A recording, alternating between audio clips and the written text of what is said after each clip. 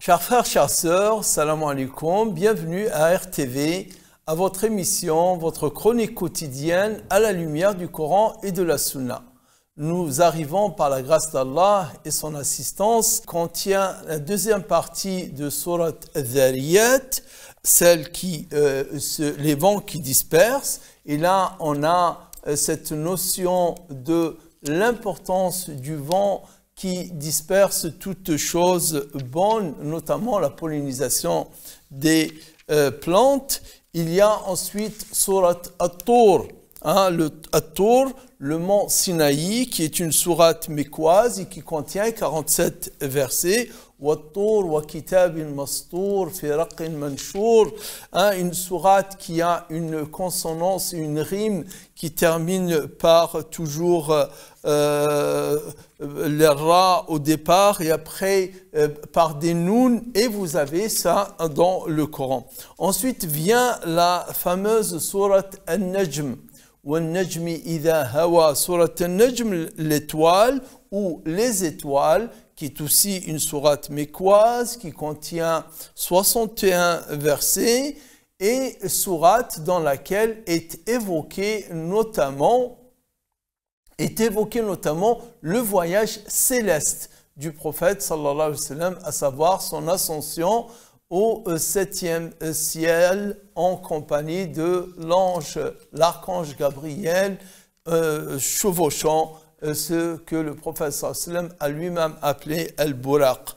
Après, j'y reviendrai bien entendu sur Surat Al-Najm. Après Surat Al-Najm vient Surat Al-Qamar, la lune, qui est une sourate mécoise. Elle contient 55 versets. Iqtarabatis sa'atu wa inshaqqa al-qamar.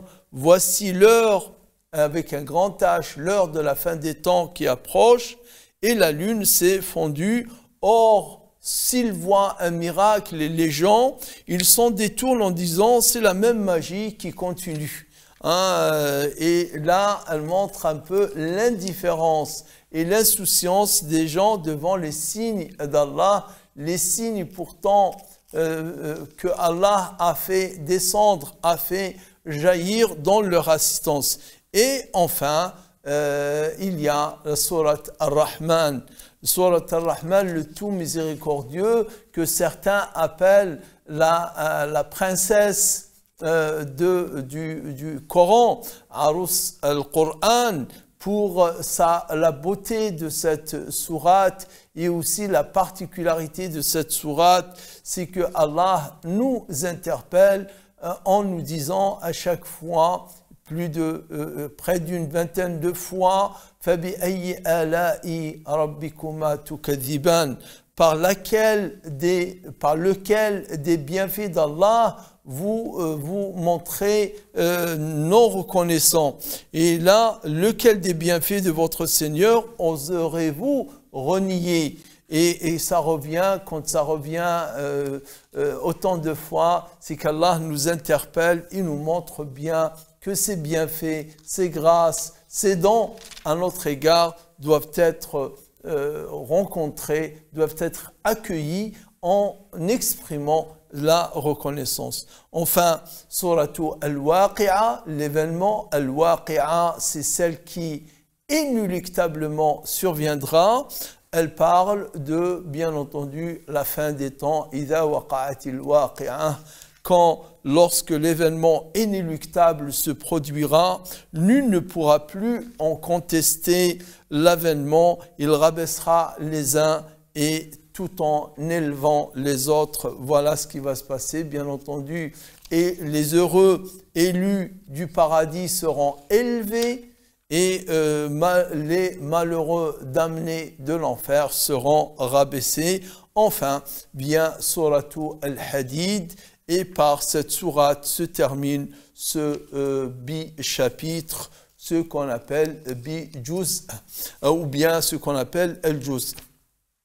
Donc, quand il y a tellement de sourates et de plus en plus maintenant nous avançons dans les chroniques, les juz seront composés de nombreuses sourates. Je maintiens l'appellation sourate au lieu d'utiliser le chapitre et je consacre le chapitre comme appellation correspondant à hizb.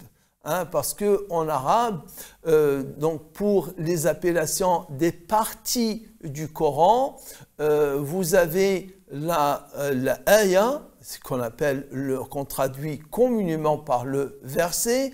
Ensuite, vous avez as-suratu, qu'on traduit par souvent la sourate et qu'on indique avec la lettre S.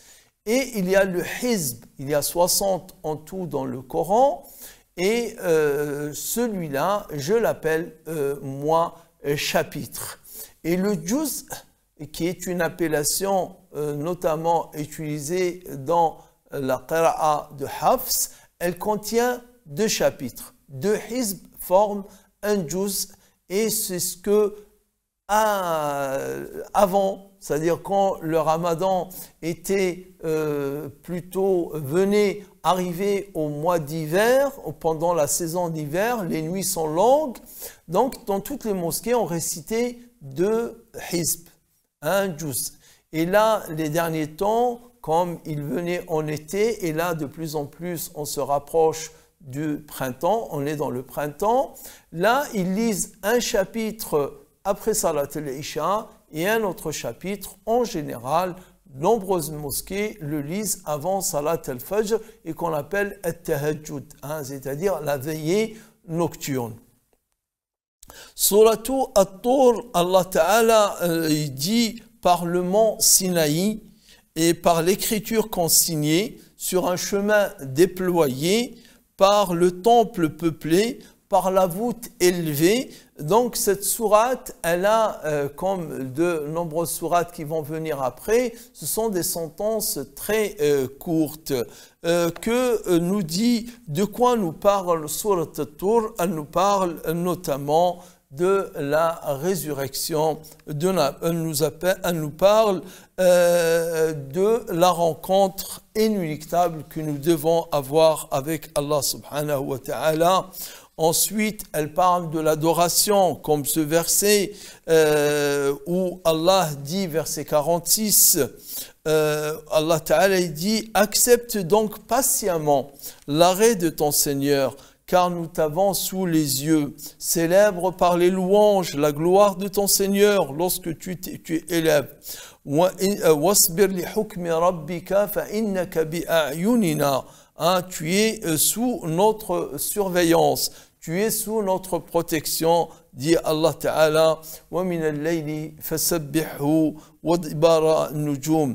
Exalte également ton Seigneur, sa gloire, une partie de la nuit et au déclin des étoiles. Surat al-Najm, dans laquelle il y a la fameuse histoire, ou bien à propos duquel il y a cette fameuse histoire de ce qu'on appelle les versets sataniques, Suratu al-Najm. Alors que cette histoire, elle est une histoire apocryphe, c'est une histoire qui n'est pas avérée, on rapporte que le prophète sallallahu alayhi wa sallam, une fois dans Salat al-Subh, Salat al-Fajr, il récitait le Coran et il aurait il aurait fait des éloges pour les idoles adorées par les Qurayshites, en disant wa tilka al-gharaniqul ula wa inna shafa'atahum la turja, disons que ces idoles là élevées, leur ascension elle est espérée, donc elles ont pouvoir d'intercéder. Et donc, cette intercession est espérée, est attendue. Or, les savants musulmans, ceux qui passent les textes au crible de la critique selon les règles des sciences du hadith ont tous déclaré que cette histoire est apocryphe et elle n'est pas avérée, elle n'est pas fondée, elle n'existe pas. Il ne faut pas pour autant négliger le fait que pour certains, de retrouver cette histoire, par exemple, dans Al-Tabari, pas dans son tafsir, mais dans son livre d'histoire, ils vont dire, mais Tabari, il l'évoque. Tabari, au fait, il évoque plein d'histoires, mais il les évoque avec sa chaîne de transmission. Et quand il cite sa chaîne de transmission, il ne dit pas que ce récit-là est un récit authentique, mais en nous citant sa source, en nous citant les hommes qui composent sa chaîne de transmission, c'est comme s'il il s'est dégagé de la responsabilité.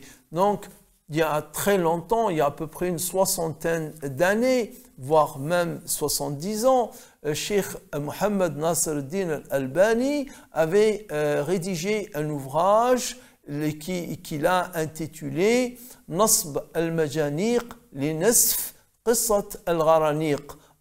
Donc, la mise en place des arbatelles pour s'aborder l'histoire de Al-Gharaniq, cette histoire qu'on prête au prophète sallallahu alayhi wa sallam.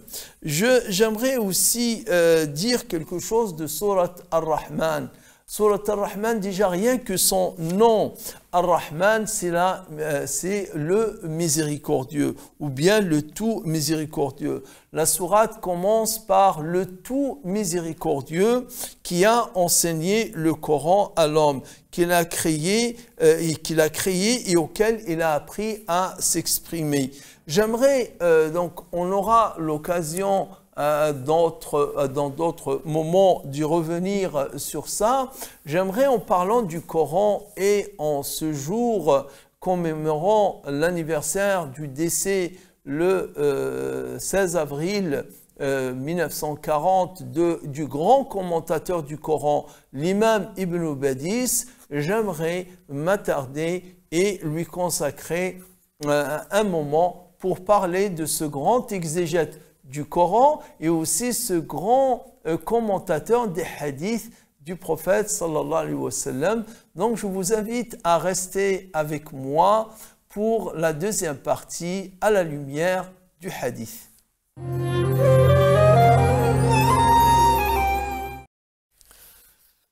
À la lumière du hadith nous amène aujourd'hui à parler d'un homme, un commentateur du hadith et un exégète du Coran, qui n'est autre que le cheikh Abdul Hamid Ibn Badis, à qui le professeur Ali Merad, professeur à l'université de Lyon, donc décédé il y a un peu plus de 10 ans, lui avait consacré ce livre-là dont il parle de ce grand savant qui a fait le commentaire du Coran et qu'il avait terminé il y a de cela 87 ans.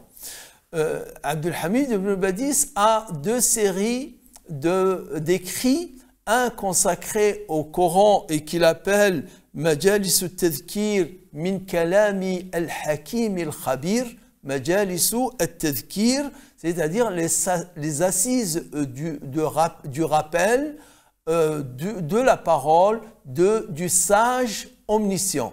Les assises du rappel de la parole du sage et l'omniscient. Ça consacré au Coran qu'il prodiguait à la grande mosquée verte de Constantine dans les années 30. Et il avait en parallèle aussi des cours qu'il appelait Majalisu al-Tadhkir fi Kalami al-Bashiri al-Nadhir. Majalisu al-Tadhkir fi Sharhi Kalam al-Bashir al-Nadhir. Al-Bashir al-Nadhir, c'est le prophète Mohammed sallallahu alayhi wa sallam qui est avertisseur et annonciateur de la bonne nouvelle. Donc, c'est deux écrits de sa part sont des commentaires du hadith et de l'exégèse du Coran. Exégèse du Coran qui finalement donc a été rassemblée en 2 volumes. Donc ça, c'est le premier volume, plus un deuxième volume, Tafsir Ibn Badis, sous le titre Tafsir Ibn Badis, ou Majalis al-Tadhkir min Kalam al-Hakim al-Khabir, l'exégèse d'Ibn Badis, ou les assises du rappel de la parole du sage omniscient, l'imam al-Muslih, pour l'imam réformateur, le Cheikh Abdul Hamid Ibn Badis, 1889-1940, et fait par Abu Abdurrahman Mahmoud Lakhdar. C'est un travail qui est bien finalisé, puisque les hadiths ont été remontés à leur source, ont été authentifiés, les hommes et les femmes qui sont cités, on leur trouve l'auteur, ou bien plutôt celui qui s'est occupé de son édition, à rechercher des petites présentations de ces hommes-là. Et malheureusement, le seul, je dirais, le seul regret qu'on puisse exprimer, c'est que nous n'avons pas la totalité de l'exégèse du Coran, à savoir de Surat al-Fatiha jusqu'à Surat al-Nas, mais nous n'avons que certains morceaux choisis, certains versets choisis, et qui commencent d'ailleurs pas du départ, mais de Surat al-Naml, où l'imam, qu'Allah le couvre de sa miséricorde, nous donne une explication de quelques versets choisis de cette sourate. Le tafsir de Ibn Badis est considéré comme plus une méditation qu'une exégèse. Al-Imerad parle de lui. Il dit que quand nous écoutons ou nous lisons une exégèse du Coran de la main d'Ibn Badis, de la part d'Ibn Badis, on ne retrouve pas le même homme qui, en tant que journaliste et en tant qu'acteur associatif sur le plan social, sociétal et culturel, est pressé de donner des réponses à ses contemporains concernant l'actualité.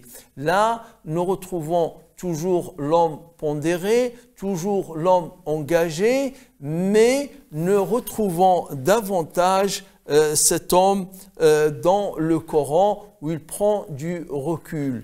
Là, en parlant ou faisant son cours d'exégèse du Coran, Abdul Hamid Ibn Badis est tempéré, il prend de la hauteur par rapport à l'actualité sans se détacher totalement de celle-ci. Car pour lui, comme l'explique bien Al-Imerad, il dit, pour Ibn Badis, l'aveuglement des mauvais savants religieux, ulama as-sou, devant la révélation et la tradition, est d'autant plus impardonnable que le Coran complété par la Sunna doit être tout pour le croyant. Pour le croyant, le véritable croyant, le Coran complété par la Sunna constitue tout pour lui. Le Coran, c'est le meilleur code de vie morale. Concernant la moralité, les règles morales, le code moral, il trouve sa source essentiellement dans le Coran, dit Al-Imerad à propos de ce que Ibn Badis prêchait. C'est le meilleur code de vie social et politique. C'est une source de guérison, dit-il, et de miséricorde pour les croyants. Il est dit dans le Coran, وَنُنَزِّلُ مِنَ الْقُرْآنِ مَا هُوَ شِفَاءٌ وَرَحْمَةٌ لِلْمُؤْمِنِينَ. Nous révélons ou nous faisons descendre dans le Coran ce qui constitue une miséricorde et une guérison pour les croyants.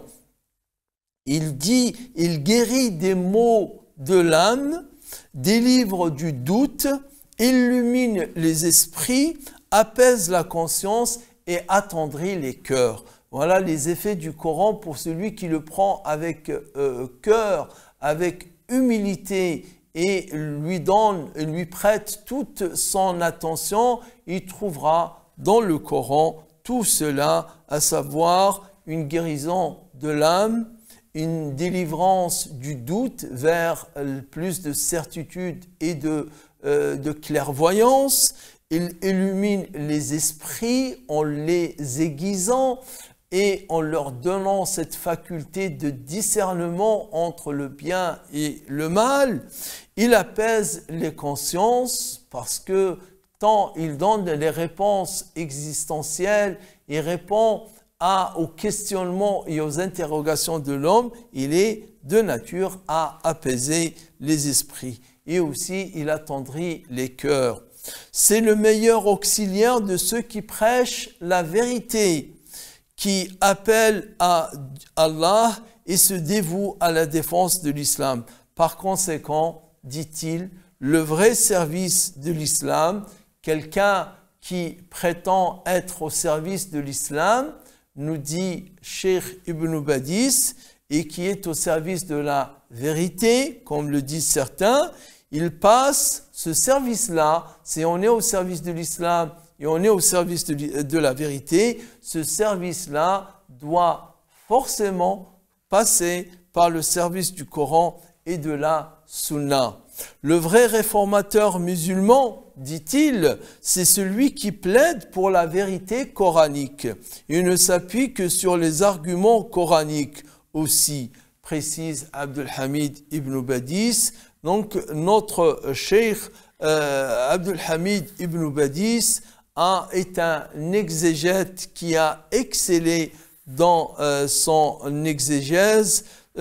Pour la foi et la raison, par exemple, ce n'est point là un thème privilégié pour Ibn Badis dans son commentaire coranique.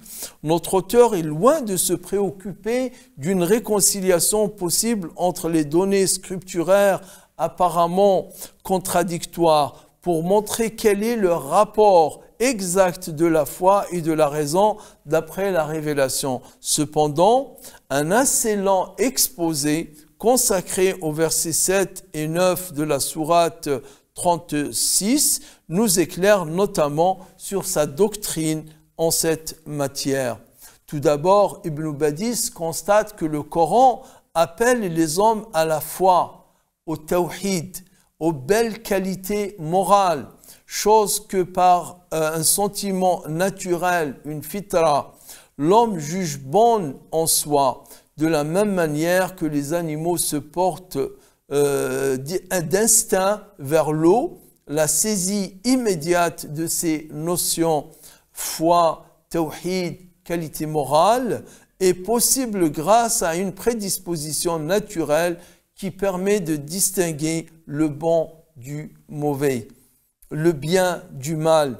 Ibn Badis invoque donc cette notion de fitra, si importante dans la doctrine réformiste pour montrer que la direction de l'islam, que les directives de l'islam, non seulement ne peuvent pas heurter la conscience de l'homme raisonnable, mais s'harmonisent pleinement avec ses tendances naturelles.